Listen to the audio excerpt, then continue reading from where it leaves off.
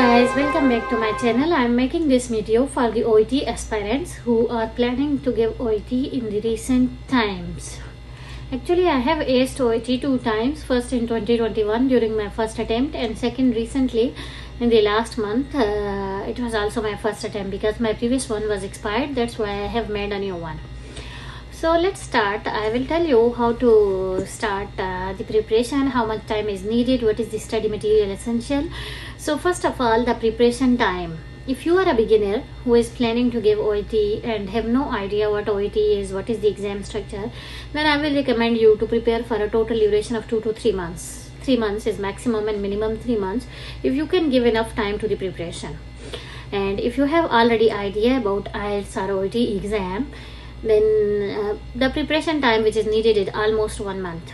But be sure, there is one thing which you need to be sure of, that motivation and the encouragement and staying positive. If you are thinking that you are not going to pass this English exam or you are not going to get the desired criteria, then of course you will not pass the exam. Just remember these words.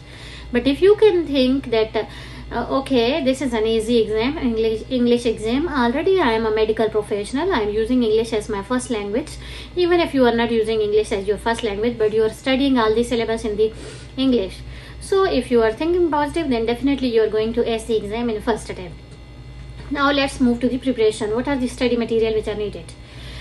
Before moving to the study material, I just want to highlight one thing, the difference between IELTS and OET.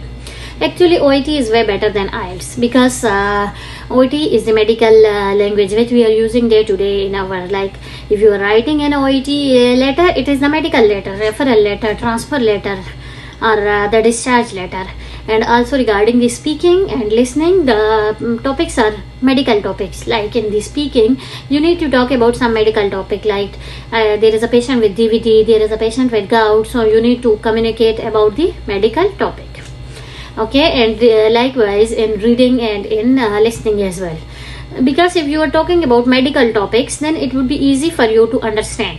Like if you are listening to a medical topic about DVT, then of course it will be way better for you than discussing about general research about an English topic or a difficult English topic. So in that case it will be difficult. That's why I would suggest to sit for OET instead of IELTS. But if you have already given IELTS for the last time, then it would be better for you to get accustomed to the same system and same exam. So in that case, you can go ahead with the IELTS exam instead of changing the pattern to a different one. Okay. So now let's discuss about the OET study material.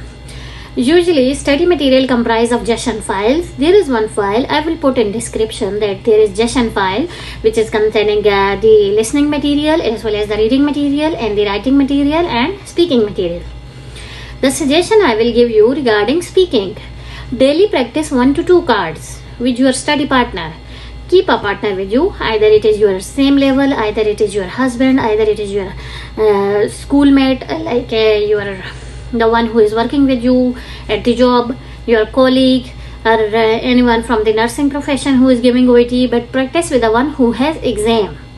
If the other person doesn't have exam, they will not be at that much serious level as you are. If you have booked the exam and you are planning for the exam, so practice with a person who is compatible to the same level of preparation. Okay, because it adds so much. Sometimes if you are practicing with an underprepared person, he is not in a good position to point out the mistakes as they need to be. For them you are good, but for OET you are not good. So try to find a study partner at the same compatibility level. And you can find a study partner by the Facebook pages, by the Telegram pages. There are many pages. You can post that, okay, I need a study partner at this level who have already started the preparation and want to give the exam in this month. According to your criteria, you can mention.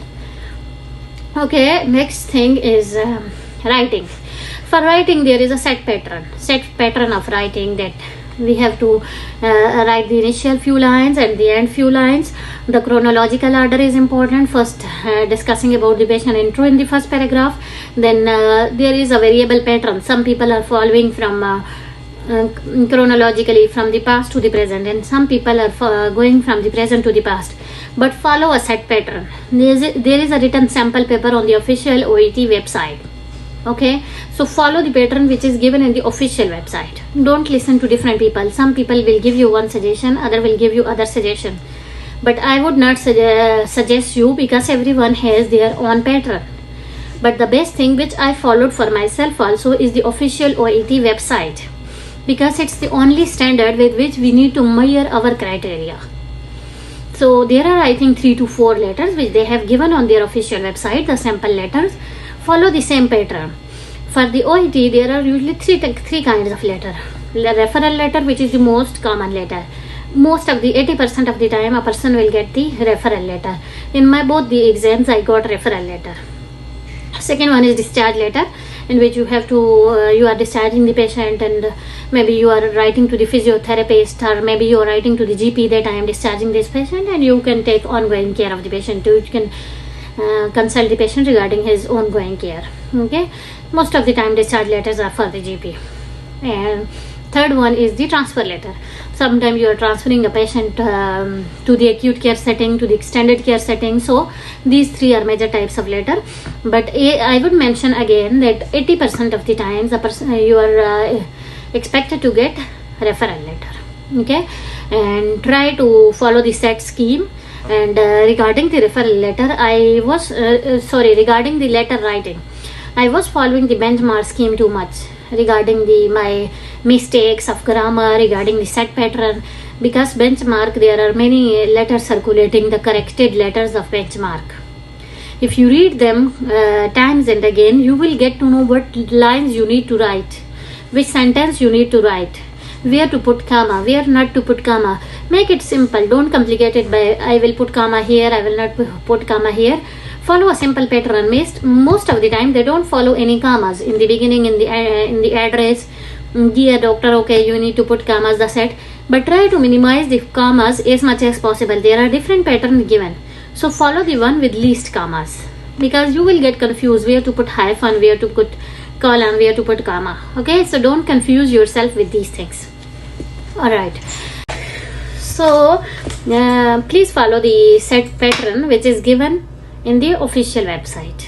And in your real exam, if you are writing a letter, try to minimize the rough letter as least as possible, because I need you to write the letter in 15 minutes. Don't extend your time for more than 15 minutes, because if you are spending more than 15 minutes on the rough letter, then it will take more for the neat letters, because usually the time duration is 45 minutes, and I did this mistake by writing the rough letter in over 25 minutes. And when I was finishing my neat letter, it took me almost full 20 minutes, and still I was not able to proofread my letter. So I would suggest only if you are writing it, because it varies from person to person. Some persons have the habit of writing it rough and then neat, like I did for myself. But I will suggest initially, if you are writing on the neat paper, on your original paper which is going to be submitted, write the intro on the neat paper. Don't write it on the rough ones. And on the rough paper, scratch paper, you can just write the statement of the letter. So if you make any mistakes, you will not make in the original letter. And also in this way you can proofread your mistakes as well. You can get an F of at least there should be 5 to 10 minutes before finishing your letter, so that you can proofread your letter. Alright, and then the end is also fixed. But this is a pro tip: never forget to proofread your letter. That is very, very important. Okay, next thing is about the listening.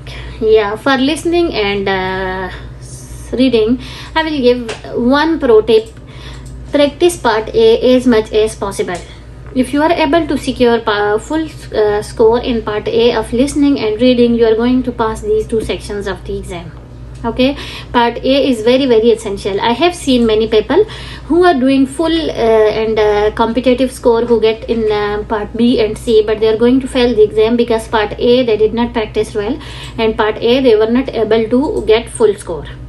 For me, myself, I did not practice part B and C at all, because that is a little tricky and more difficult one and need more time. Unfortunately, I was not having too much time to prepare. That's why I focused on part A, and luckily I got full score, and I got the full score in reading and listening, and I got a very good score in them.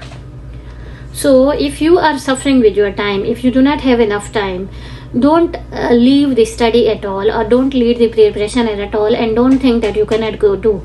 If you are still able to do at least 2 part A of listening and 2 to 3 part A of reading, then you are going to pass the exam. So practice as much as possible regarding part A. I won't say that don't practice for part B and C, practice for them as well, but the more practice you need for part A, because of course part A is very easy and 15 minutes only. You can easily secure a full score in these parts of reading and listening. So if you can easily get, then better to prepare for that better more. And yeah, this is it about the study material. There are different study materials, as I mentioned earlier, benchmark corrected letters, OET official website for the sample papers, and also there is E2 language official website. They have sample papers as well. Follow them. Follow the J YouTube videos for the, if you are confused about reading, listening, they are very comprehensive and they are very helpful. I followed them as well. And follow the Telegram group for the study material as well, they are sharing. And select a good study partner, practice with them regularly. And the last step is stay confident. If you are confident and you can believe in yourself, you are going to pass the exam. Don't worry if you do not get through the exam in first attempt, you can do it second time. But never give up and never think negative about yourself. Good luck. Thank you.